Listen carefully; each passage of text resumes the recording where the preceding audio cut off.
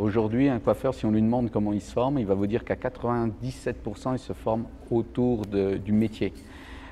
Sur ce qui est managérial, ce qui est gestion, c'est à peu près une formation tous les 2 ans et encore. Et pour ça, pour 10% des coiffeurs. C'est pas suffisant. C'est insuffisant. Il faut absolument que dans leur cursus, ils puissent se former tout au long de leur carrière aux nouvelles approches managériales, aux nouvelles façons d'améliorer la rentabilité de leurs affaires.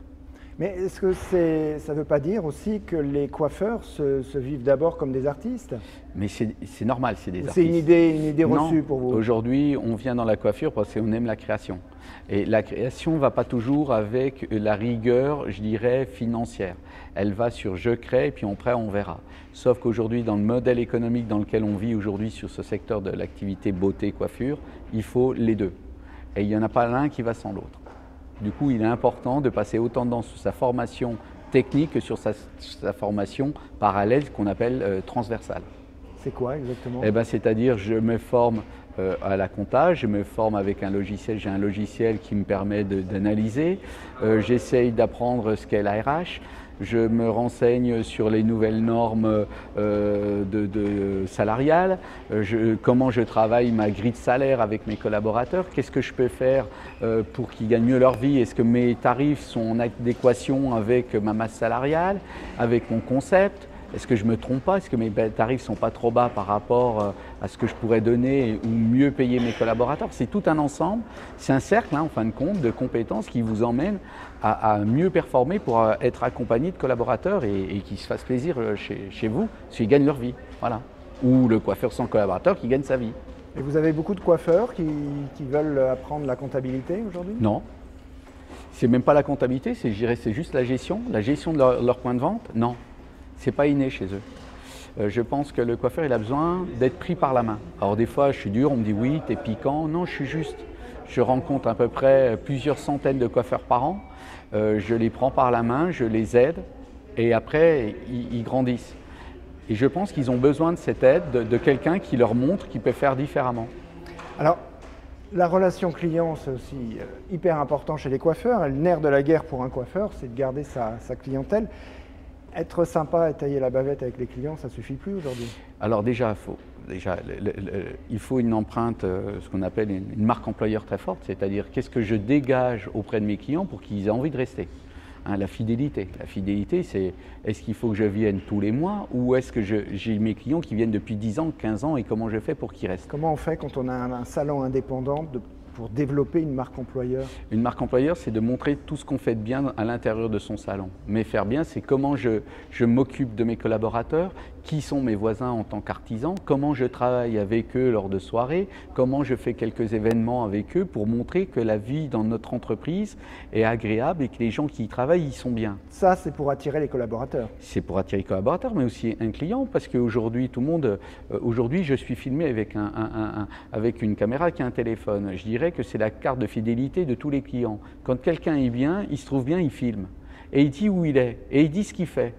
Quel est l'outil qui permet de mieux communiquer la fidélité que le client qui filme là où il est? Du coup, s'il est bien, il va le dire, il va le montrer.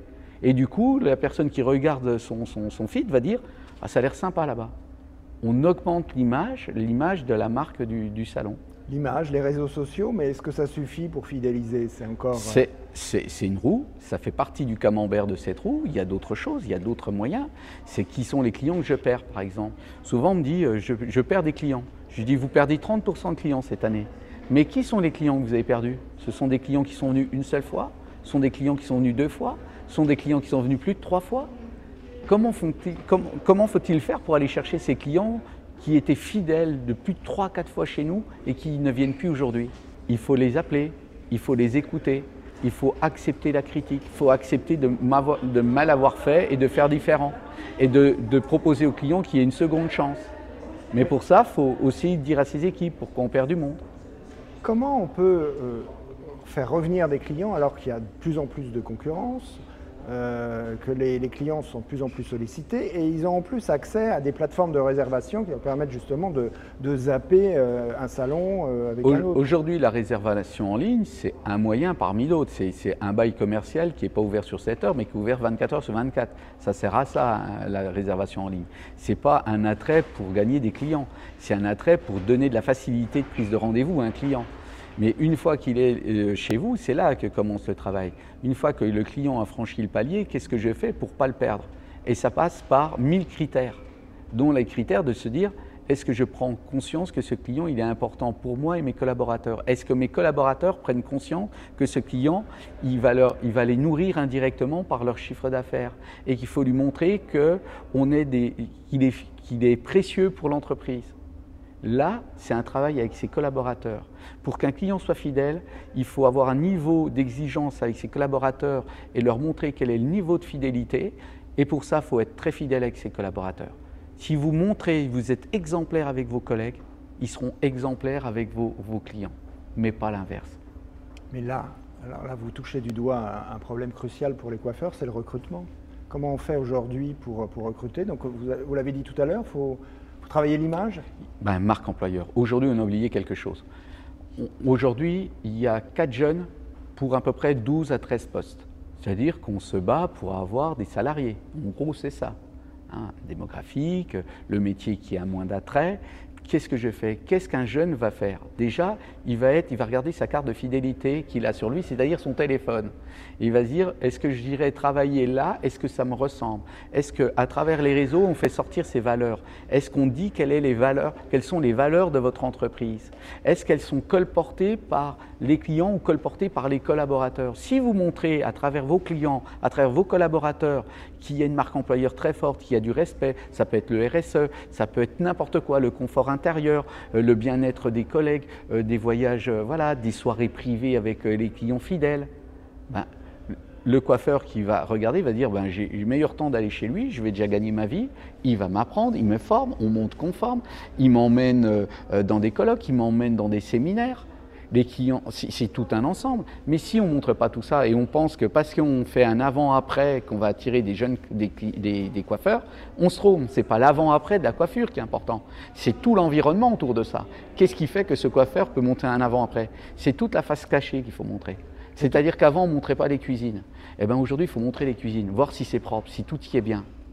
Tout le monde n'a pas la fibre managériale aussi. Alors ça, est-ce que ça s'apprend? Alors il y a deux choses. Soit on l'a, soit on ne l'a pas. Soit on l'a et ça s'améliore et on devient un très bon manager. Mais si on n'a pas les tips de base du management, c'est-à-dire l'empathie, le respect et surtout le plus important que la nature ait pu faire, c'est avoir 2 oreilles pour écouter. Parce que la première règle d'un bon manager, c'est d'écoute. S'il n'écoute pas, c'est un mauvais manager. Si la personne est le roi d'écoute, il pourra toujours manager n'importe qui.